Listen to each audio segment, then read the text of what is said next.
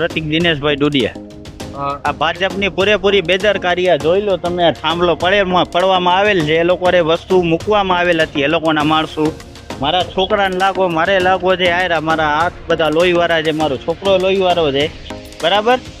ભાઈ એ લોકોની બેદરકારી કહેવાય કે ભાગી ગયા. તો આપણાથી એટલો ન થતો તો આપણે કચ્છ કાર્નિવલ કરાય નહીં. આપણી જો બેદરકારી હોય કે આપણે ન કચ્છ સાચવી શકતા હોય તો બેદરકારી સારું કચ્છ કાર્નિવલ કરાય છે.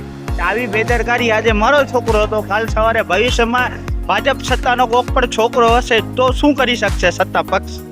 તો સત્તા પક્ષ એ લોકોનો છોકરાનો તો અવળો ઉલ્લેખ કરી દે છે. તો આજે આમ માણસના પક્ષનો છોકરોનો ઉલ્લેખ શું કામ નથી કરતા? ને આજે અત્યારે કલાકવાર થઈ ગયા, જોઈ લો લોહી લુહાણ હાલત, બરાબર. કોઈ સત્તા પક્ષ આવ્યો નથી, બરાબર. કોઈ સત્તા પક્ષ પૂછા કરવા નથી આવ્યો. એ લોકોના મંડપવાળા ખોલવાવાળા ભાગી ગયા. એ લોકોની બેદરકારીના કારણે અમારા ઉપર મંડપ ઉડ્યો. મારા છોકરાને લાગો ને મને લાગો. આયરા મારા લોહી લુહાણવાળા હાથ, આ મારો છોકરો લોહી લુહાણવાળો, બરાબર. જોઈ લો બરાબર.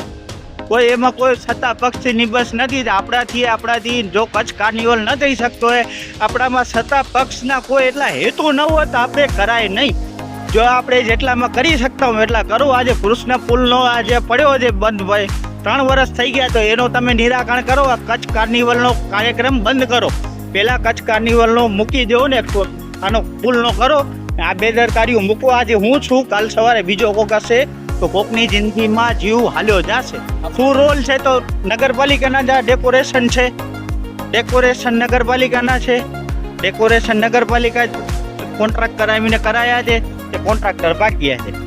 હવે આ રોઈ લુવાણવાળા હાથ, બરાબર. આવેલો મારો છોકરો જોઈ લો અત્યારે આ હાલત એ બધે ભાગ્યા. હવે તો શું કરવાનું? તો આમાં સત્તા પક્ષે કોને વિવાદ કરવાનો?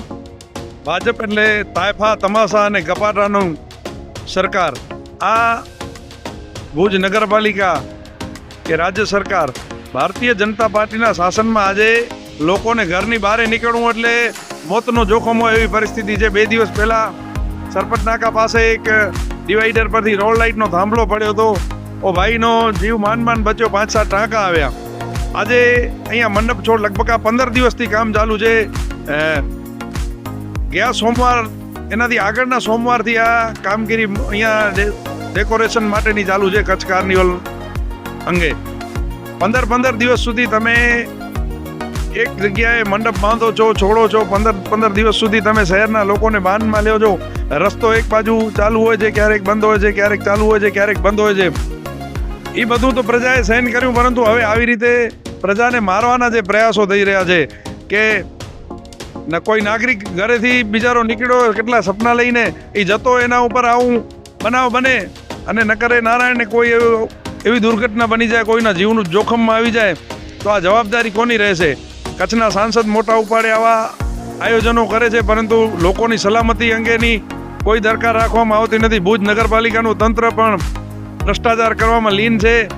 પ્રજાની સલામતીની કોઈ અહીંયા જવાબદારી નથી. આ ભાઈને જે લાગ્યું છે, હું એ ભાઈને પણ અનુરોધ કરું છું કે હોસ્પિટલમાં દાખલ થઈ આ લોકો ઉપર પોલીસ ફરિયાદ દાખલ કરાવે.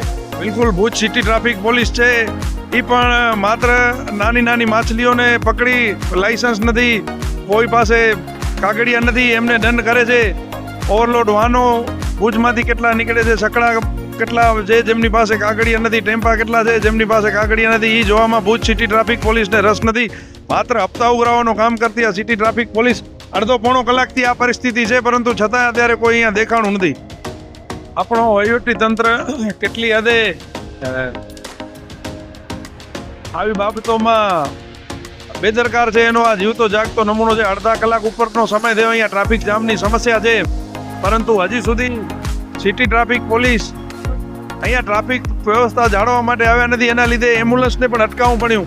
આ એક ગંભીર બાબત કહેવાય. ક્યારેક આના લીધે કોઈ એમ્બ્યુલન્સમાં રહેલા દર્દીનો જીવ જોખમમાં આવી શકે એવી પરિસ્થિતિ છે, પરંતુ આપણો જે તંત્ર છે જેના ખભે આ ટ્રાફિક વ્યવસ્થા જાળવવાની જવાબદારી છે, એ બિલકુલ બેદરકાર છે.